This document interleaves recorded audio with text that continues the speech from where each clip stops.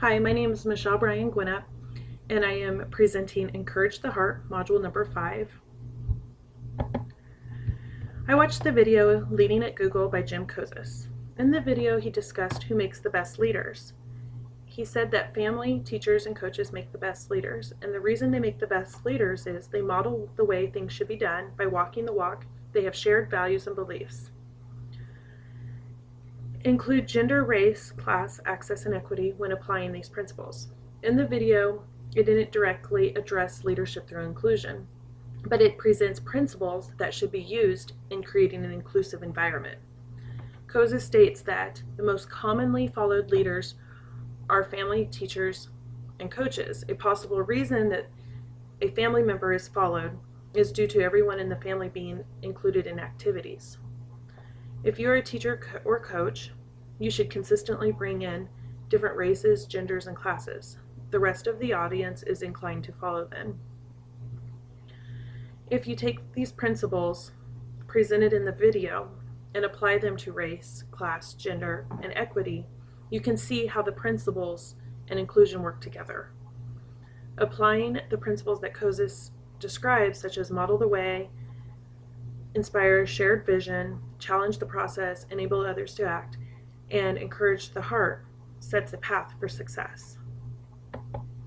Then I read the article Unleashing the Crazy Ones, Building Agile People-Centered Companies by the Ken Blanchard Companies.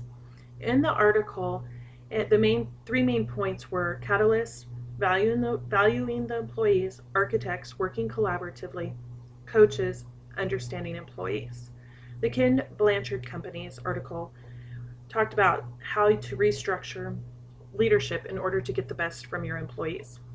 The leadership style implemented is to walk the walk rather than just telling employees to do something. This is a commonality with both of the video and with this article.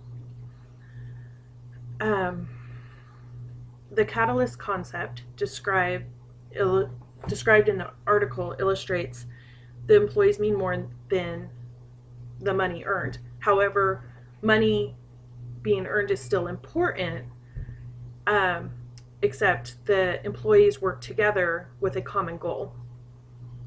A new structure is created where the employees become architects. The employees become less competitive and collaborate for the growth of the company. The coaching aspect requires the company to gain an understanding of their employees. This is important in hiring employees of different races, genders, and classes. By having a diverse group of people enriches the team with different perspectives. Applying inclusive leadership. Here I have stated how the 5 practices can be implemented within a school. Model the way. This is establishing realistic goals that can be achieved. In doing so, an example would be like administration setting a goal that is attainable, such as having the staff raise test scores at least 5%. This goal should be able to be obtained. Inspire a shared vision. Directors and administration share their future vision with staff. The directors should communicate what they see for the future of the district and share it with administration. Then administration should share it with faculty.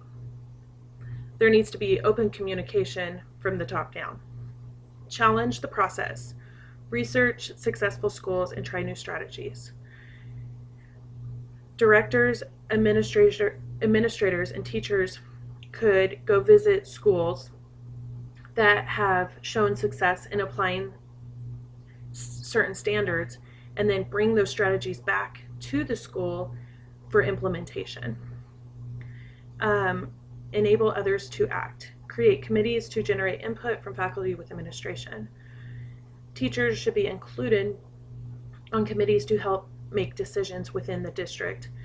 For example, teachers are involved in our district when creating the calendar for the school year. The committee is made up of teachers, administrators, and directors. Whenever there's major action items that need to be made within our district, our district makes sure to include the 3 levels, directors, administrators, and teachers, and they bring people from all the different schools, like certain teachers from each school, in creating this committee. Encourage the heart. Recognize accomplishments by giving awards or providing affirmations. Rewards or recognition should be given to uplift the employees for a job well done. For example, schools could have Teacher of the Month and give them recognition at a staff meeting and give them some kind of reward, such as a special parking's place for being the Teacher of the Month. Then another way that they could uplift their employees is by having affirmations. For example, you could have a bulletin board with buckets that had each employee's name on it, and then employees could put an affirmation on a piece of paper and put it in the employee's bucket for something that they have been doing well. Some of the challenges would be staff being receptive, receiving constructive input on committees, obtaining approval for trying new strategies, having consistency within all 5 practices, and then constant communication from the top down. When presenting new strategies, teachers tend to be negative, therefore it could be a challenge for the faculty to be receptive to the new ideas. Therefore, that's why it's important to show them how passionate you are about these new ideas and model the behavior that you would like them to also do. As committees meet, it will be important to have everyone stay focused and generate feedback that is positive. In order to try new strategies within a district, there will have to be approval from the head office. And then there must be consistency in all 5 practices in order for it to be effective. The directors need to continue to communicate to the administrators, and the administrators must communicate to the faculty. If this doesn't happen, it could cause a negative environment. And these are some of the challenges that could occur. Thank you for watching.